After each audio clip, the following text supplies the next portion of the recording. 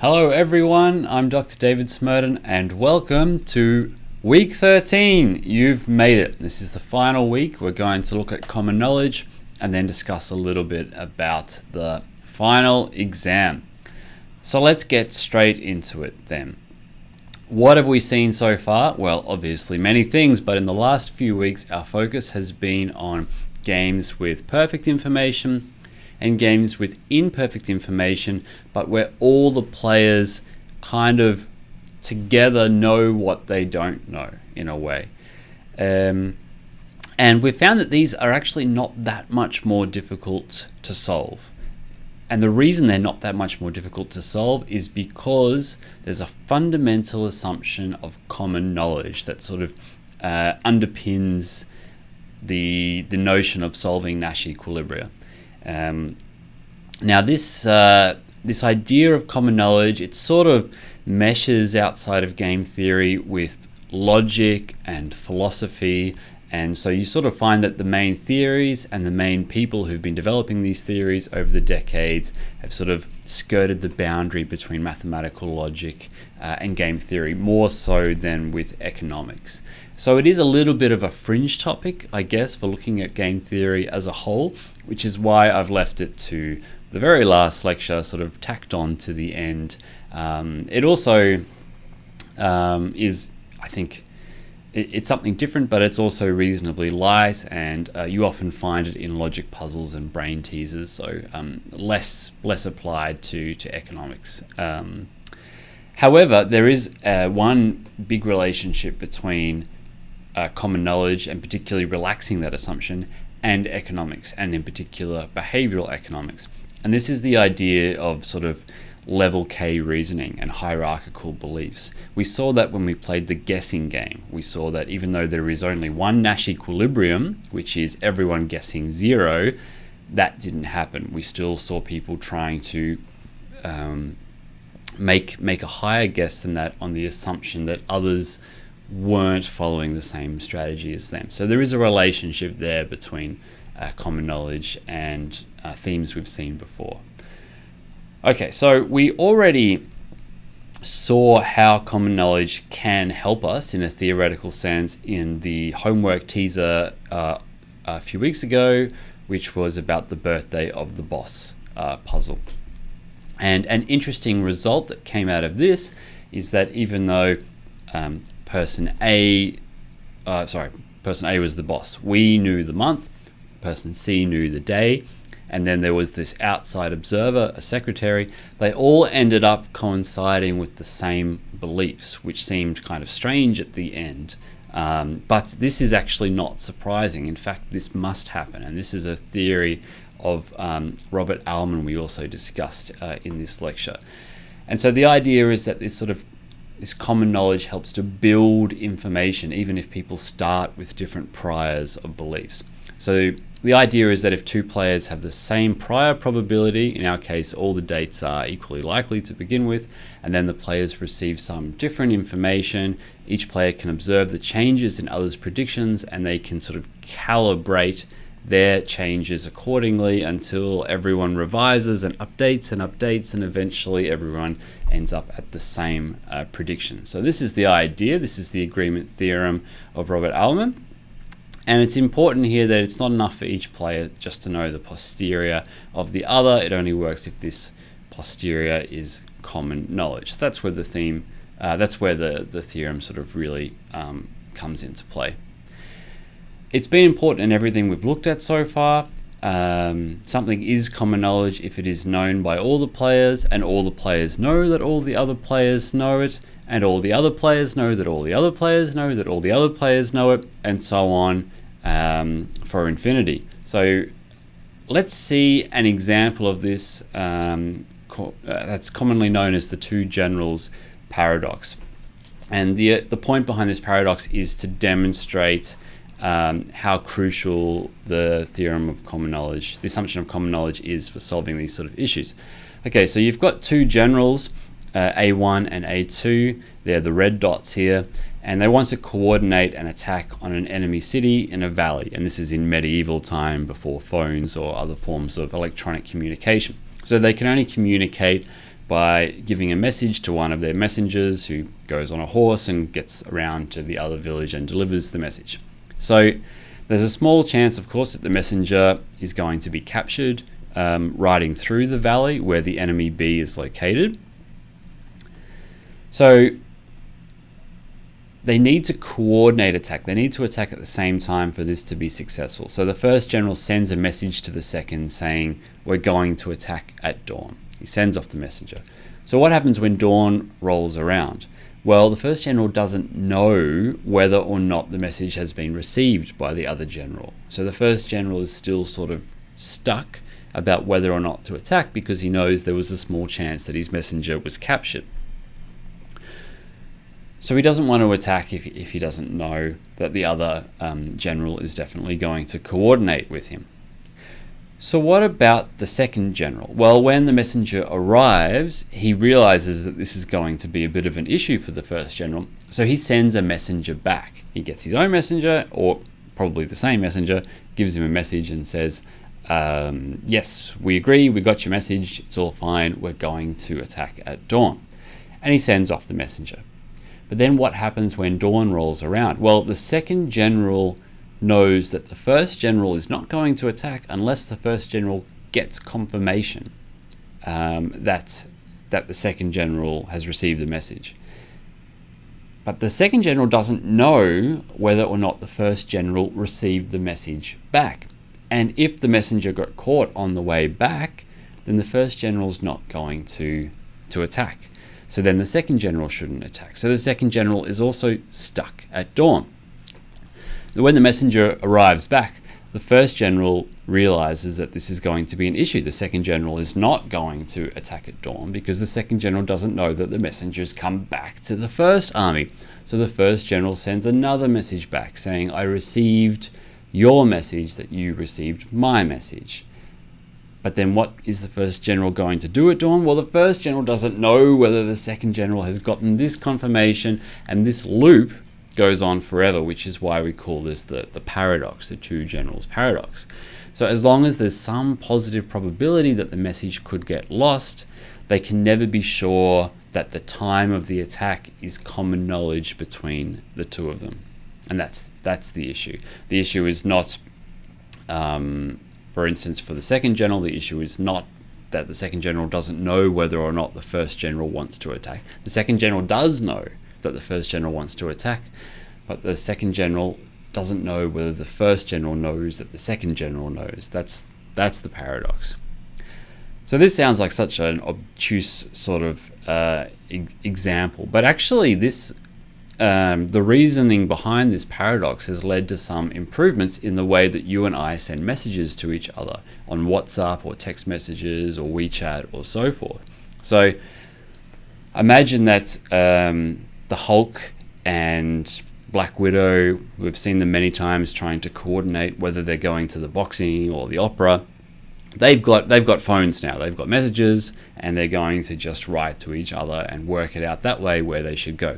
So the Hulk writes a message to Black Widow saying, where do you want to go tonight? And Black Widow writes back saying, I'm going to the opera. And in the early days of text messaging, that would sort of be the end of the story. But the issue, of course, is that Black Widow doesn't know, first of all, whether or not her message even was sent, has gone through yet. Maybe there's a problem with her phone, her SIM card, who knows. So we get this little tick sort of appearing, which says, yes, your message has been sent. So that's great news, but it doesn't necessarily tell Black Widow whether or not Hulk has received the message, whether Hulk's phone is even switched on, for example, who knows. So then we've got this second tick that can appear, and second tick, many of you will know, means that it's been delivered, so it has arrived at the other phone. That's great news, but still there's a probability, a smaller probability now, that even though Hulk's phone has received the message, Hulk hasn't checked it yet. Hulk hasn't read it, and that led to this new development that many of you probably take for granted, which is the idea that it's been read. So you've got, in WhatsApp, you've got the two ticks, plus I think a blue color, telling you that the message has been read by the other person as well.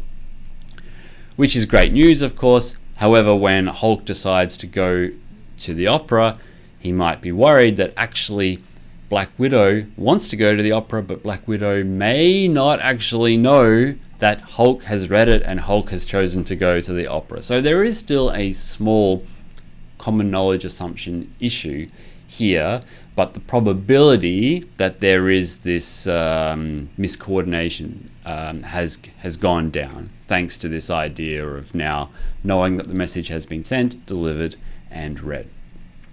So far so good, so far not too difficult. Sorry, I realize my face is getting in the way again. I'll just try to move myself over a little bit, chopping out my shoulder, that's all right.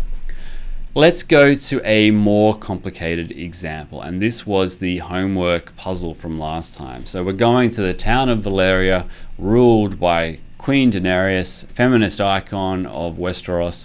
There are 100 married couples, husbands and wives. Everyone in the town lives by the following rules. If a wife knows for sure that her husband is cheating on her, the wife must report him to the queen, and the husband will be executed at dawn the following day. All the women in the town only gossip about the husbands of other women, but no woman ever tells another woman if her husband is cheating on her. Some sister code this is. So every woman in the town knows all about all the other cheating husbands except for her own if her husband is cheating. Husbands, bro code I guess, always remain silent. So that's the situation. One day an outsider, Tyrion, visits the town. He hangs out with the gossiping women, of course, and he comes to know about all the cheating and the non-cheating husbands. The next day, while leaving, he makes a public announcement to the entire town. There is at least one cheating husband in the town. The question is, imagine there are 50 cheating husbands, what will happen? And on what day will it happen? So that's the whole story that you've got to work out. Well, it seems, when worded like this as a brain teaser, it seems, again, like all good brain teasers, to be totally incredulous that there could be any difference from Tyrion making this announcement. I mean, if there are 50 cheating husbands, then each wife either knows that there are 49 out of 99 other husbands that are cheaters, or that wife, if her husband's a good guy, knows that 50 of the other 99 husbands are cheaters. But for sure, each wife knows that there are way more than just one cheating husband out there. So why would Tyrion's announcement saying there is at least one cheating husband make any difference at all, given that you know there are so many other bad guys out there? Well, this is the key idea of common knowledge. Now, before we get into solving this game, which I think is a really cool puzzle, let's look at an easier example which is going to help us build up the skills to solving the cheating husband's case. So we're going to look at the hat game. Usually played in class, fair bit of fun for the last lecture. Unfortunately not possible, so I'm going to try my best to illustrate the way that we would do it. So you'd have 3 of the students come down to the front and we'd get them to wear a hat, which would either be black or white. Now, when you're wearing your own hat, you have to close your eyes before the hat goes on, so you don't know the color of your own hat, you only know the color of the other hats. That's the idea. So the hat's either black or white. You can see the other players' hats, but not your own, and you've just got to work out your own hat, and there can be several rounds. And if you know the color of your own hat in that round, you raise your hand to show that you know it. So that's the idea. We get the students to play. I provide the common knowledge information, and then we see whether or not the students can work it out. Now, usually round 1, not so good. Round 2, sometimes, not so often. By round 3, they've got it. Everyone watching's got it. We understand. So let's see how it works. Does anyone ever raise her hand? Let's imagine that you're privately told, so I come to you, you've put your hat on, and I whisper in your ear, there is at least one black hat. That's what I say. And you look out there and you see this. You see person A wearing a white hat, person B wearing a black hat. So what happens in the first round? Would you raise your hand? Or in the second round, if nobody raised their hand in the first round, will you raise your hand then? Or what will you do if one player raises their hand in the first round? Or if 2 players raise their hand in the first round? What will you do then? In the third round, what will you do? So before we continue, I just want you to think about this a little bit and see if you can answer these questions for yourself. You've been told there's at least one black hat. This is what you see. What do you do in the first round? And what do you do in the second round, conditional on these things being done in the first round? So have a think about it and pause the video if you need. Well, actually, this case is reasonably straightforward because you know that your hat is either black or white, so you know that there is either one black hat or two black hats. So knowing that there is at least one black hat doesn't help you directly. You also don't know what the others were told, what the others know or don't know. So do you know the color of your hat? No, you don't know yet. It could be either color. If you see, so you won't raise your hand in the first round. And then if the people around you don't raise their hand in the first round, you haven't gotten any new information. So nothing helps you to make your decision after that. Even if one person raises their hand or two, they know the color of their own hat, but that could be because I whispered in their ear, your hat is white, player A. So it doesn't help you. Nothing really helps you in this situation. So nobody can raise their hand at any point in time, even if they're all privately told the same thing, because they don't know that others know the same information. They don't know that this information, this private information, is common. So that's a kind of a trivial example, but let's step it up a gear. Now I take the class and I say to the three there is at least one black hat. And I say it publicly, so you know that the others know this as well. So in the first round, will you raise your hand? Well, you still don't know. At least one black hat. Your hat could be black, your hat could be white. That doesn't help you, so nothing's going to change. Have a think now. If nobody raises their hand in the first round, what does that tell you? And will you raise your hand in the second round? What if just one of the people raised their hand in the first round? And what if both players raise their hand in the first round?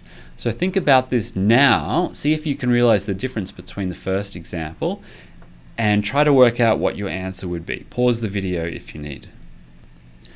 Well, to see the difference in this case, it helps to put ourselves in the shoes of player B, who we know for sure has a black hat. So what can player B see? Let's assume he's male. Well, there are two things that he can see.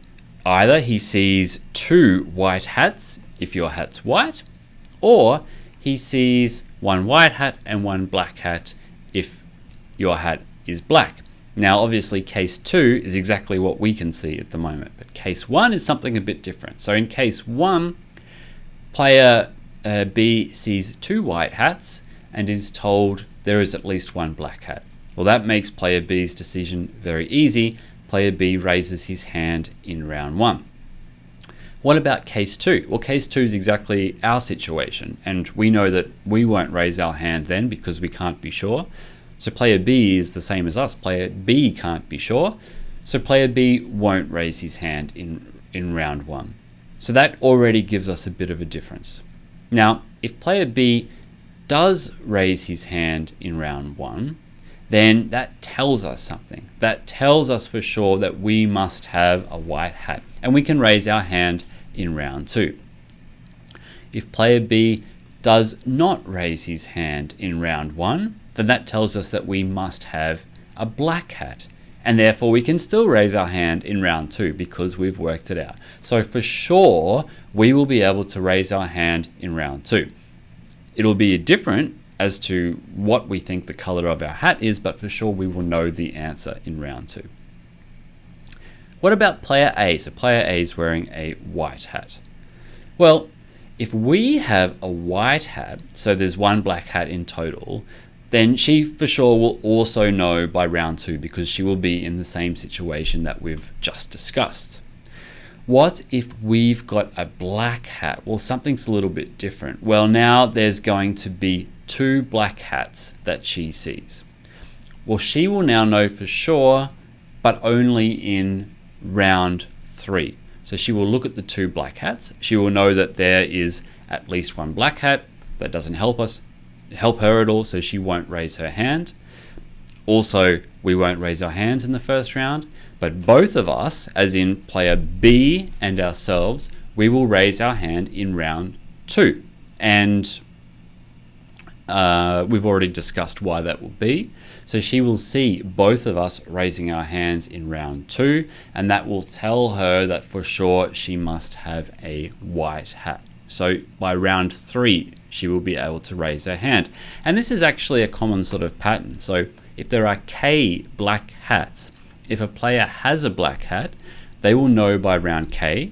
If a player has a white hat, then they will know by round K plus 1. So to understand why that is, let's imagine that we'll put yourself in the situation of player A that we just discussed, and that's when you are looking at 2 black hats. By the way, this part can be a bit confusing. We go through it several times in class when we have live lectures. So write it down for yourself, try it, pause the video when you need, rewind, go through it again until it sinks in, but don't be too worried if it takes a little bit of time to catch on. So let's imagine now that you are looking at the other 2 and you see 2 black hats, so A and B. Well, we don't know what to do in round 1 when everyone's told there's at least 1 black hat, but let's put ourselves in player B's shoes again. So what can player B see? Well, there are 2 cases. Player B sees us with a white hat, or player B sees us with a black hat. Now, if we have a white hat, then player B sees 1 white hat and 1 black hat.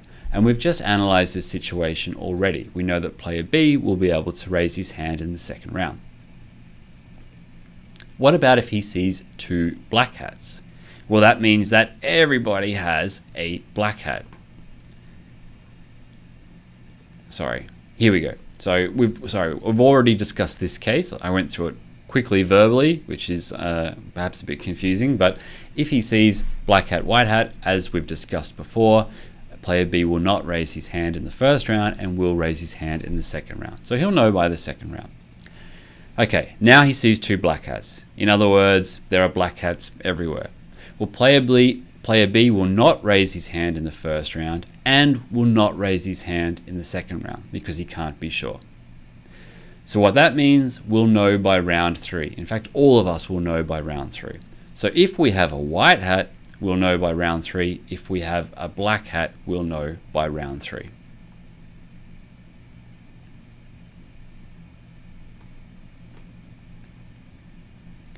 Okay, let's see if we can take this knowledge and expand it now to the fantastic brain teaser about the cheating husbands.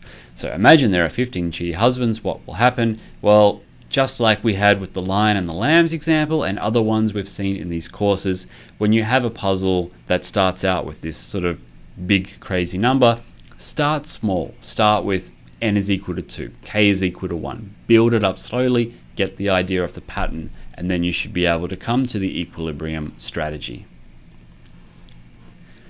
And that's a key technique that you can take away from this course for these sort of puzzles as well. So we'll start with k is equal to 1, as in there's 1 cheating husband. So in that case, one wife is going to see, we'll call it C, 99 faithful husbands. She'll know that all the other husbands are faithful. And Tyrion comes and says there is at least 1 cheating husband. Well, that tells her that unfortunately it's her husband. So what happens? She goes to the queen. The husband is executed at dawn the next day. And we'll call that day 1. Day 1 of the executions, as we'll see. So what happens if k is equal to 2? There are now 2 cheating husbands.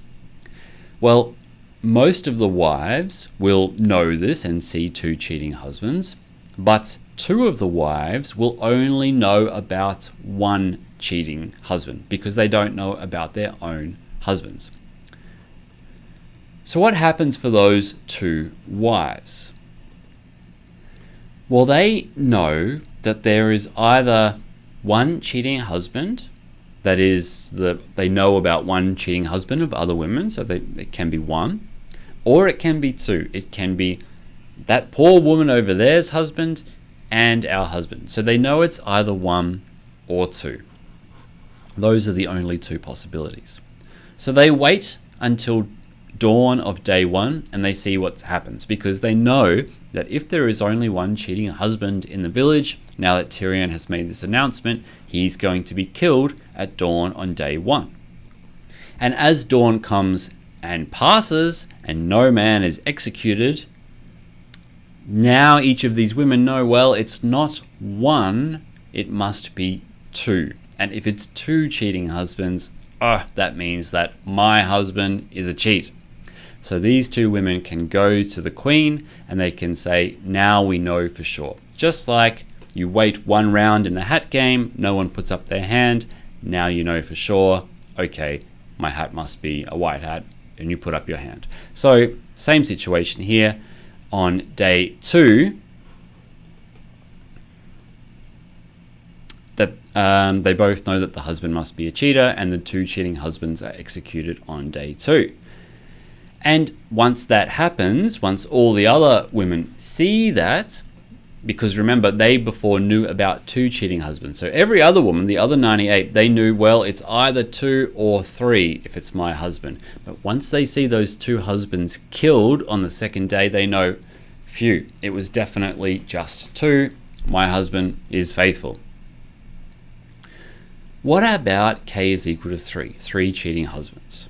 Well, that means that for each of these women who does actually have a cheating husband, from their perspective, they know about 2 others, so it's either 2 or 3. It's either 2 or 3. So nothing happens on the first day, nothing happens on the second day, because executions would only happen on the second day if it was K is equal to 2. So by the time that day 3 comes around, these women know, well, it was either 2 or 3. Now I know it's not 2, it must be 3, which means my husband must be a cheater.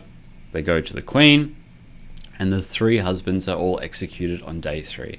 And now I think you get the idea. You can sort of see what the pattern is. Nothing happening on the days before K, and then on the Kth day, there's going to be those executions happening. So there's the pattern. Again, feel free to pause the video and go through these steps again to see if that makes a bit more sense. But I think you can understand what's going to happen on K is equal to 4, and indeed for any K now. So in general, for K cheating husbands, nothing happens on at dawn on the days 1 up until K minus 1. And then on day K, those women who do have cheating husbands can now be sure that their husbands are cheaters. And so they're executed on day K, and all the other wives, so that's N minus K, or 100 minus K in our case, they find out after this mass execution of cheating husbands that their husbands are faithful. So what did Tyrion add to this story that sort of changed everything and allowed women to find out for sure whether or not their husbands were faithful? Well, their announcement passed on not extra information to each wife directly that she didn't know before, but it passed on that everybody else now knew this information as well. Let's look at the simplest case to work out exactly how this information was passed. So imagine that we've just got N is equal to 2, K is equal to 2. So there are 2 couples, 2 cheating husbands. Both wives already know that there's at least 1 cheater because they know about the other woman's husband. So they already know this. But once the announcement is made, they find out one more thing. They now know that the other wife knows that there's at least 1 cheater. That was unknown before. So 2 women, A and B, they both know there's at least 1 cheater because A knows that B's husband is cheating.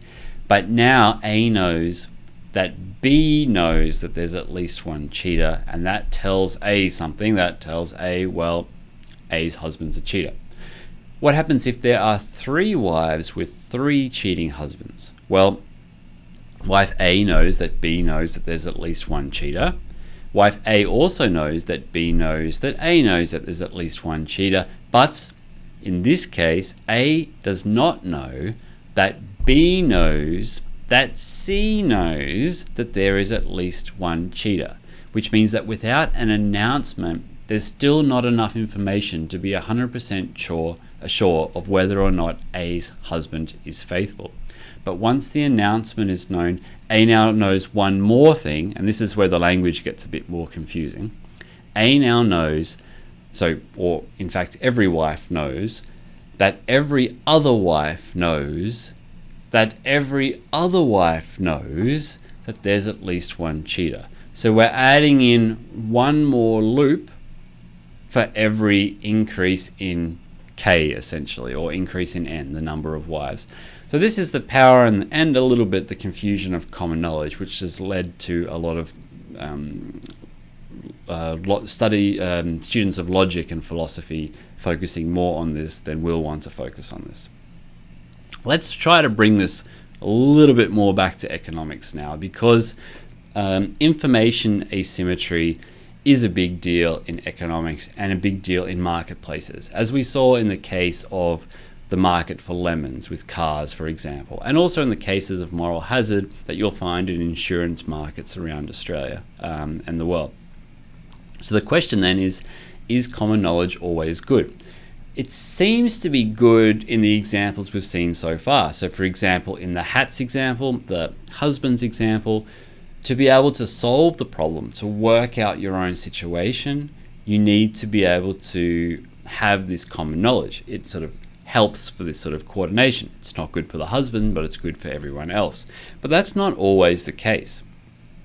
For instance, common knowledge in a finitely repeated prisoner's dilemma, as we've seen, actually leads to defection in every period, so-called endgame effect.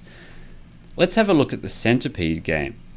We know that the centipede game is a little bit paradoxical because the one and only Nash equilibrium is for the first player to immediately jump off that centipede's back, straight down the first leg, D1, and the end results are 1-0. But we know that if we had have added on, say, 100 legs in the centipede's game, then right at the 100th leg, it would be 100-0. In other words, the social welfare, the sum of the payoffs of the two players, gets much, much larger the further that the game is played, and yet the only Nash equilibrium is to deviate immediately to play down, which leads to a much smaller pot than you would like. So the Nash equilibrium leads to a very inefficient solution from a welfare perspective. In fact, any other outcome would be better for society overall. So can we do better? Well, we already saw a little bit about how level K and hierarchical beliefs can help this out, particularly if you believe that your partner is playing suboptimally. But we could also relax common knowledge to see if we can improve the efficiency. So if player 2 doesn't know when the game is going to end and we're player A, now we can rationally play A1. We can move across, because if player 2 doesn't know when the game is going to end, then player 2 may not play D1, and we may end up with a better payoff as player 1, say by playing D2 on our next node. Or if we didn't know that player 2 knew when the game would end, we could reasonably and rationally also play A1. So that is to say that player 2 may actually know when the game is going to end, but so long as we don't know that player 2 knows when the game is going to end, it still makes sense for us, rationally speaking, to play A1. Likewise, if we didn't know that player 2 knew that we knew that the game was going to end, and we can obviously extend this sort of logic further, then you've still got that sort of uncertainty, which means there is a reasonable probability that player 2, at least in our minds, is not going to play D1, and that means, again, it's rational for us to continue to play A1, depending on those probabilities. So we can actually increase the social efficiency of the outcome by relaxing this common knowledge. Now, this again seems quite abstract, but there are plenty of examples of this in real life where relaxing this assumption can help. For instance, you could think of simple examples in business negotiations.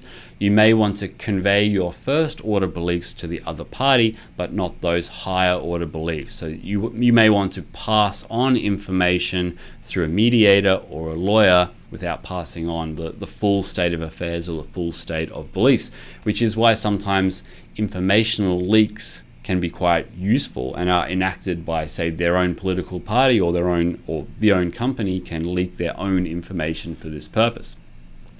Same in the way of relationships, which may be more relatable. So, for example, you may not want to tell your partner, treat me better, or that's it, and I'll divorce you. So what you might do is somehow let this information to be slipped through a friend. So a wife might say to her friend, tell my husband, well, accidentally, that I'm not happy with him, and hopefully he improves his behavior towards me, without doing it in such a way that it seems like he's just reacting to what I told him, but he's doing it sort of autonomously.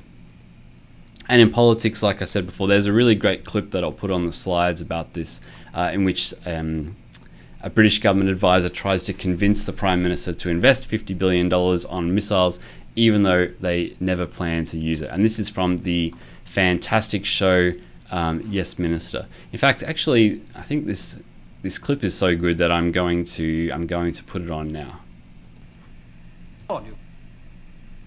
But Prime Minister, you're not a secret unilateralist. No, we still have Polaris. But Polaris is a ramshackle old system.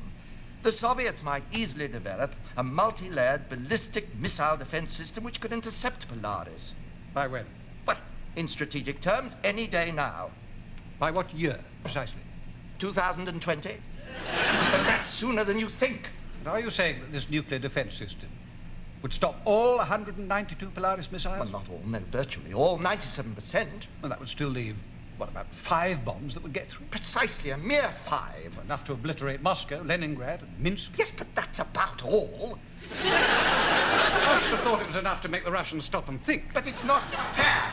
With Trident, we could obliterate the whole of Eastern Europe. They want to obliterate the whole of Eastern Europe. But it's a deterrent. It's a bluff. I probably wouldn't use it. Yes, but they don't know that you probably wouldn't. They probably do. Yes, they probably know that you probably wouldn't, but they can't certainly know. They probably certainly know that I probably wouldn't. Yes, but even though they probably certainly know that you probably wouldn't, they don't certainly know that although you probably wouldn't, there's no probability that you certainly would.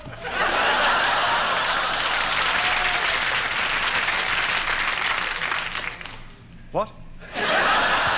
It all boils down to one simple issue. You are the Prime Minister of Great Britain. Don't you believe that Great Britain should have the best? Yes, of course. Very well. If you walked into a nuclear missile showroom, you would buy Trident. It's lovely, it's elegant, it's beautiful. It is quite simply the best, and Britain should have the best. In the world of the nuclear missile, it is the Savile Row suit, the Rolls-Royce Corniche, the Chateau Lafitte, 1945. It is the nuclear missile Harrods would sell you. What more can I say? Only that it costs £15 billion and we don't need it. Well, you can say that about anything at Harrods. Cruise instead. Okay, well, what can we surmise from today's lecture then? Like I said, common knowledge is complicated. It's something a little bit more abstract, but it is a fundamental assumption that we need in order to be able to solve Nash equilibrium. And there are many more things that can be said about this in different strands of literature along the lines of Robert Allman's no disagreement theorem, but we will not cover them. You are done. You have covered all the course content you need. Well done for making it this far. So, just to finish off, what we're going to do is talk a little bit about the final exam. All lectures are covered. That's lectures 1 through to 13, including the common knowledge that we spoke about today and the tutorial from this week as well, which is a tutorial on evolutionary game theory. All the tutorial materials are examinable. The level C questions that are in the tutorials are there to test you, to be difficult. You shouldn't expect ones of that level in the exam, but of course it's always useful to be able to test yourself in the practice, in the revision, to see whether you're up to that standard.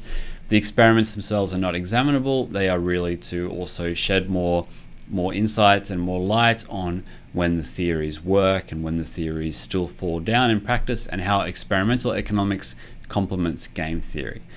The emphasis in the exam will be on topics after the mid-semester, as you might imagine, but as we've learnt throughout this course, of course, the later topics do build upon the earlier topics. So just a quick rehash then. Before the mid-semester, we focused mainly on decision under uncertainty, on dominance, and on the concept of Nash equilibrium. Since then, we've built up to look more at sequential games, in particularly extensive form games, mainly with perfect information, repeated games, Bayesian games, auctions, evolutionary games, and common knowledge. So those are the 6 main topics that we've covered since the mid-semester exam. The logistics, well, the date is scheduled for the 23rd of June. It's going to be online, of course, and this, instead of being done on Turnitin, it'll also be done through Blackboard, but it will be done as a Blackboard test. You've got a 24-hour window to start your exam. So the window starts at 8 a.m. and goes through, obviously, till 8 a.m. the next day, and you'll have 3 hours to do the exam. Now, the exam itself requires, in my opinion, about 2 hours worth of work. I've extended that to make it a 150-minute exam, just to cover a bit more of the stresses of this semester. And UQ has also added an additional 30 minutes that is there as a buffer for technical issues.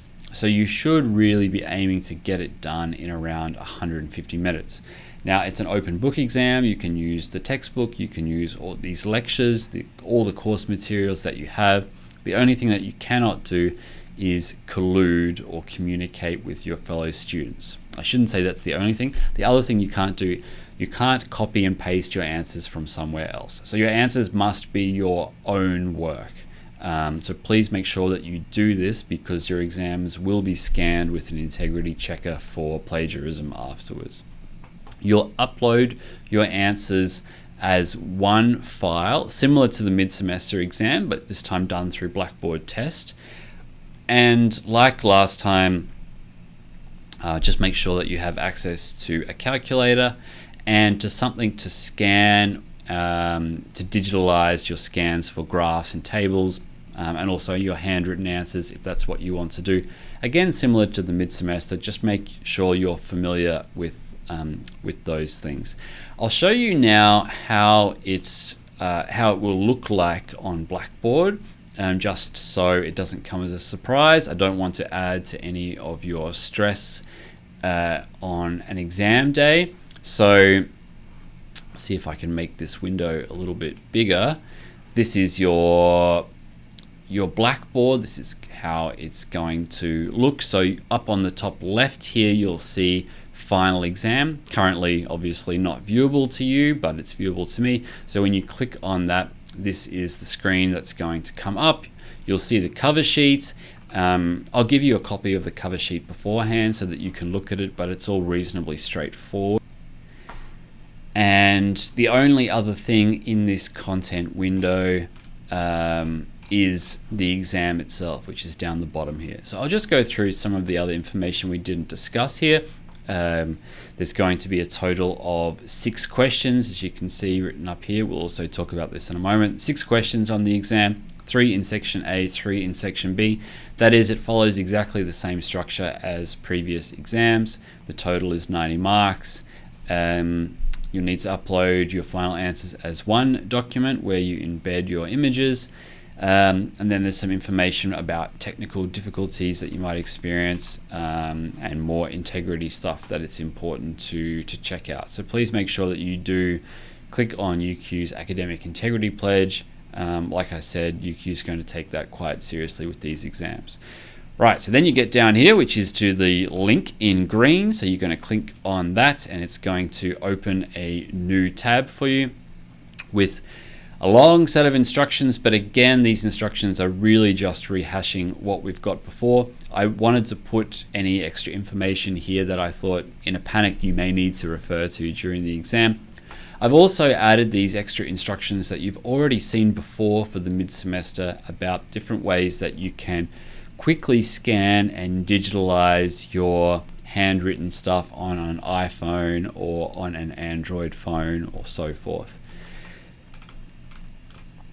You'll have a timer down here. I already clicked on this before, which is why it's got this up here as 1 hour 59 minutes, so don't worry about that. Yours will start, of course, from 3 hours. And an important point of time is that the test will save and submit automatically when the time expires. So if you forget to submit, it'll do that for you. But the timer will keep running if you log out of the browser or log back in or your internet stops. So the timer is going to continue to count down. So that's obviously to prevent people from checking the exam and then trying to start it again later. So once you click continue, your screen's going to look like this. You'll get all of this test information here if you need it, but just to make your window a bit simpler, just click on these little arrows up next to test information. So those are these little chevrons next to the blue test information at the top. If you click on those, it will collapse that, which is a bit easier to work in. There's only one question, which is the PDF. Obviously, I'm not going to click on that here. And then you will just upload your answers when you're ready into this document. Now, of course, you need to be able to do that before your 3 hours expires. Otherwise, your exam will automatically submit with no answers and you'll get 0. So please make sure that you do that. Leave yourself plenty of time. The question 2 down here is important. That is a free text box, a free response. You don't have to use it, but if any queries come up during the exam where in a normal exam you would have raised your hand to ask and tried to send a question to me during the exam, this is where you will put that down. You will put it as either a question that you would have asked or as an assumption. You say, well, I wasn't sure about this question. I assume this is what it meant. This is what I put down. Sometimes that will help you. If it's clear that you've misinterpreted the question and it's your fault, it's not going to help you too much. If it's later found that many students had this problem and the question was a bit ambiguous, then there might be cause for remarking that question. I should say it's unlikely because the exam has been checked by multiple other senior academics, but it could happen. So make sure that if you have a problem or you want to say something, then you put something down here. So that's how it looks. When you're ready, you will just save and submit, and away you go. So hopefully now you have an idea of how it looks. So it's not surprising. Like I said, there are going to be 2 parts. There's the part A with 3 short answer questions that are similar in sort of the format to those of the mid-semester, and then the problem-solving questions, which are longer, the 20 marks each for 3 of those. The best way to practice is to make sure you've gone through all the tutorial questions and also tried past exams. You should be able to access all past exams from the library, all those that are publicly available. I will add a few links on Blackboard to specific ones, but you can also find those ones in the library. So if you're feeling keen to try as many practice exams as you can, go to the library website and get all of those. So that's a good indicator of the format. There won't be too many surprises there. The only thing to mention is, of course, evolutionary game theory is something new that I've introduced to 7070. So that's something you won't find in past exams.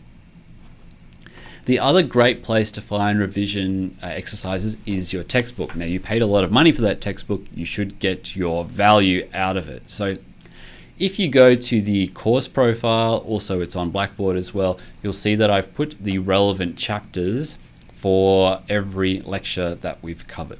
And you should have been trying to keep up with these readings. If you haven't, that will make part of your revision time then, going through the chapters of the textbook. And at the end of each chapter, there are both solved exercises and unsolved exercises. The solved exercises, as the name suggests, have solutions available online for you, and that comes with part of your subscription actually to the Norton textbook. So you'll find those, here's the website below, which means you can try those exercises and check your answers. I've also added some extra revision exercises on Blackboard as well. The main focus is on Bayesian games. There are also some extra practice questions. Look, you may or may not choose to use them for your revision for your final exam. You've got a lot of different sources that you can use, so don't feel that you have to do everything. In particular, some of the extra practice questions that I've added move more into the style that I've used for the homework questions. So some extra brain teasers. If you really like particular topics, if you really enjoyed doing those brain teasers, those homework puzzles, they're things for the future to get a bit more value out of the course, but it may not necessarily be the best use of your practice revision time. And the last thing I wanted to mention is about the discussion board, because I'm not going to give you the solutions to past exams, for example. I'm certainly not going to give you the solutions to the solved revision exercises or the tutorial exercises, because those are publicly available now for you. But when it comes to the past exams, what I do suggest that you do is use the discussion board to publicly post questions about those exam questions, or provide solutions if other students post about them. I am completely fine with you all getting together, discussing these things, and publicly posting your answers to past exams. My idea with assessment is not to try to trick you, to try to give you opportunities to mess up if you know the material. I don't think that's fair. If you put in the effort and you understand the content, you should pass this course, in my opinion. A lot of the learning of this course happens in the study before a final exam. And for me, that's the point behind exams, that it really tries to crystallize that learning that you've accumulated throughout the weeks. And a great way to do that is by posting these sort of revision questions and answers on the discussion board, where you've got that extra incentive that it's going to help your performance for the final exam. I'll give you some other exam tips you can think about. They're all reasonably logical. Start studying early. Do that so that you've got time to seek help, whether that's from the tutors, from other students on the discussion board, or from me. Go through these exercises that you've got. Remember that there's a diminishing marginal return to each hour of study that you put in. So don't overstress yourself when it comes to going through all of the different materials that are available. Focus on the ones that you're having problems with and those particular content areas. Get into the habit of becoming a bit of a morning person. On the other hand, if it's the case that you really are not a morning person and that you're an evening person, then you may want to decide on the best time for you to do your exam window. Try to also let your housemates or family know in advance that that's when you're going to be able to do your exam, so that they've got some forewarning. You don't have some coordination issues and suddenly there's a house party going on around you, for example, and make sure you've got a stable internet connection for these things. Set multiple alarms for when you want to do things, but try to get a good night's sleep. Have your food beforehand, and have all your materials ready for when the timer starts, so you're as prepared as possible.